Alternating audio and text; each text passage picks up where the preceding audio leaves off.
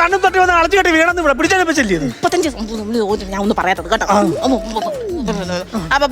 അമ്മാവാ മക്കളെ കണി കണ്ടു എനിക്ക് തൃപ്തിയായി. ഞാനങ്ങോട്ട് ഇറങ്ങുക.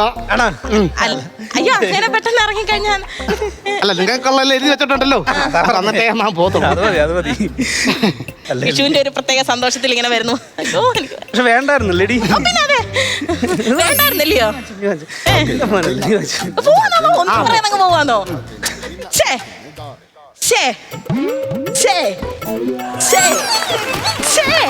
പത്ത് സെക്കൻഡ് ഇട്ടല്ലേ എന്റെ ദൈവം ഗ്യാപ്പ് വേണ്ടായോ? സംഭവം സ്നേഹമുള്ളവനാ കണ്ട മുരടനാ തോന്നുന്നു. പക്ഷെ സ്നേഹമുള്ളവനാ. ഓ ആ തുണികടയിൽ കാണാൻ കാണും. തുണികടയിലെ കാണും. ഇവിടല്ലേ വെച്ചിരുന്നത്? കാണുന്നില്ലെന്ന് എനിക്ക് എവിടെ പോയി? എനിക്ക് അങ്ങനെ കണ്ട് എടുത്തോണ്ട് പോയതാണല്ല അയാൾ എടുത്തതാ.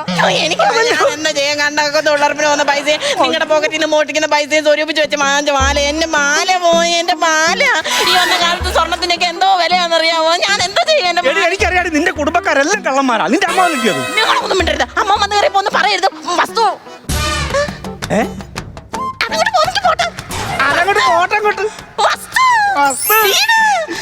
എന്തായാലും നമുക്ക് എഴുതി വെച്ചിട്ടുണ്ടെന്നല്ലേ പറഞ്ഞത്? നേരത്തെ പറഞ്ഞു ഒന്നുകൂടെ പറഞ്ഞേ. ഏതാണ്? 35 സെന്റിന്റെ അവകാശി. എന്റെ പ്രിയപ്പെട്ട ജയശ്രീ മോളും പുഷ്പാങ്കദൻ മോനും വേണ്ടി അമ്മാവൻ ഒറ്റത്തടിക്കൽ ഓമനക്കുട്ടൻ എഴുതുന്നത് 1. രാവിലെ ഉമ്മറത്ത് വിഷാദനായി ഇരിക്കുന്ന പുഷ്പാങ്കദനോട് ജയശ്രീ ചോദിക്കുന്നു, എന്താണ് ഇങ്ങനെ മിണ്ടാതെയും മിറങ്ങാതെയും ഇരിക്കുന്നത്? അപ്പോൾ പുഷ്പൻ, ഒരു മൂടില്ല, അതുകൊണ്ടാണ് ഇങ്ങനെ ഇരിക്കുന്നത്. അപ്പോൾ ജയശ്രീ, മൂടില്ലെന്ന് പറയരുത്, മൂട് വച്ചല്ലേ നിങ്ങൾ ഇരിക്കുന്നത്.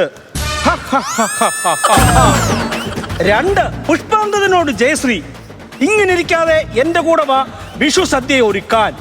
അപ്പോൾ പുഷ്പാങ്കദൻ, സദ്യയോട് കുളിച്ച് റെഡിയായി വരാൻ പറ, ഞാൻ ബ്യൂട്ടി പാർലറിൽ കൊണ്ടുപോയി ഒരുക്കാം. ഈ 2 കൗണ്ടറാണ് അമ്മാവൻ നിങ്ങൾക്ക് വേണ്ടി എഴുതി വെച്ചത്. എടുത്തു വെച്ച് കീച്ച് ഷൈൻ ചെയ്യും മക്കളെ. അടുത്ത വിഷു വരെ നാട്ടുകാര് ചിരിച്ചോണ്ടിരിക്കട്ടെ എന്ന്. നമുക്ക് എഴുതി വെച്ചിട്ടുണ്ടെന്ന് പറഞ്ഞത് ഈ മാട്ട കൗണ്ടറായിരുന്നു. മറുപുറം നോക്കുക, അവിടെ കാണുമായിരിക്കുമല്ല. എഴുത്തിന്റെ കൂടിയായിട്ട് ആ മാല ഞാൻ എടുക്കുന്നുണ്ടേ, എനിക്കെന്തേലും വേണമല്ലോ എന്ന് അമ്മാവൻ ഒറ്റത്തടിക്കൽ ഓമനക്കൊട്ടൻ.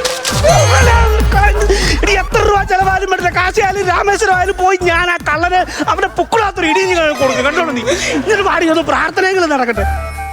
ഭഗവാനെ, എന്തായാലും നടന്നു. അടുത്ത വർഷം ഞങ്ങൾക്ക് 1.5 പവന് പകരം വേണ്ട വരുന്നടി. മാല അടിച്ചോണ്ട് പോയാൽ നിന്റെ അമ്മാവൻ നേടെ കയറി വരുന്നടി.